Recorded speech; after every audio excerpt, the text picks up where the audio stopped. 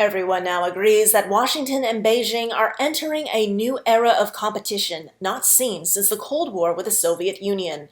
But far from everyone agrees on what today's new Cold War is really about. Since the 2019 Hong Kong protests and the COVID-19 pandemic, a growing number of countries has been standing up to the People's Republic of China for its aggressive attempts to reinforce the so-called China model at home and spread it abroad. European governments have been shifting their stance on 5G networks built by Chinese company Huawei, which has links to the People's Liberation Army. China-India tensions rose after the Chinese military started a deadly skirmish in the disputed Himalayan border region. Australians are increasingly calling out widespread Chinese political influence in their country. Meanwhile, the United States has been rolling out new policies and actions to counter Beijing almost every week since late May. 4 top Trump administration officials have delivered speeches highlighting the conflict between the American system and the communist Chinese regime. The U.S. has sanctioned multiple Chinese officials for human rights violations in Xinjiang and Hong Kong, banned Chinese apps, and launched the Clean Network Initiative to roll back Huawei and other Chinese companies that could pose intelligence or cybersecurity risks to America and her allies. The Trump administration has also boosted the international standing of Taiwan, a self-governed democracy that China claims as part of its territory. Many observers assume that escalating U.S.-China tensions are the result of a rising and more assertive China challenging America's dominance in the world. They take it for granted that the Chinese and U.S. leaders are driven by similar considerations, such as safeguarding security, welfare, and prestige of their respective countries. But one critical detail is often forgotten or ignored. China is still ruled by the most powerful Marxist-Leninist regime in history. The soaring skyscrapers and active stock markets in Shanghai or Shenzhen make it easy to forget that the Chinese leadership still believes in dictatorship of the proletariat and continuous violent revolution. Behind the capitalist market economy, though, communist ideology remains firmly planted at its core. China's economy developed using capitalist methods, but it is the Communist Party and not budding capitalists that are in control. State-owned enterprises and Chinese corporations of a certain scale have their own party branch, and more than a quarter of China's industry is directly run by the state. For the CCP, capitalism is just a necessary stage on the road to implementing communism, which the party constitution calls the highest ideal and ultimate goal.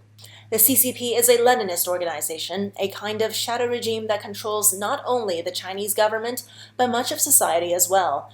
As General Secretary Xi Jinping has repeatedly said, government, military, civilian, and academic, east, west, south, north, and center, the party leads everything. This leadership has led to countless disasters and repressions since the People's Republic was founded in 1949. These continue today as the CCP holds millions of ethnic minorities prisoner, wages brutal campaigns to eradicate religious beliefs, and operates a vast network of surveillance covering virtually all inhabited parts of China. Classes on Marxism, Leninism, and Mao Zedong thought are mandatory in schools and colleges. Party members, military personnel, and political prisoners must attend mind-numbing study sessions on communist doctrine. Now, some may think, so what if the CCP believes in communism? They aren't exporting their ideology, as some have argued. Most Chinese, including CCP members, are indifferent to the writings of Marx and Lenin. Chinese leaders present themselves as practitioners of political realism, looking out for the best interests of the country, and nothing more. Even the human rights abuses committed by the Communist Party often seem like a product of old-fashioned authoritarianism government rather than communism.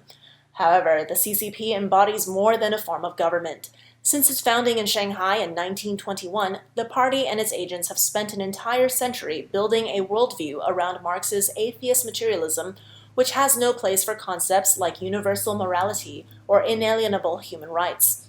And the CCP's Leninist organizational structure incentivizes its elite members to use any means necessary to maintain and expand their power. After 70 years of CCP rule, Communist Party culture permeates mainland Chinese society with profound impact on the thinking and behavior of millions. Few would argue that China's authoritarianism is a desirable alternative to the constitutional systems of Western countries, where individual freedom and liberties are prized. However, foreign individuals, organizations, and even governments that have extensive and long-term dealings with the CCP end up internalizing aspects of their culture. We see this most prominently with big tech companies and censorship. Companies who will not cooperate with the U.S. government on law enforcement issues will instead comply with Beijing's censorship demands. China is not communist in name only. The CCP has spent decades promoting its party culture in China and around the world, spreading deceit, corruption, and malignant behavior. To take this threat by the horns, the United States and other countries are stepping up their opposition, not just to the Chinese Communist Party's actions, but to the party's fundamental ideology.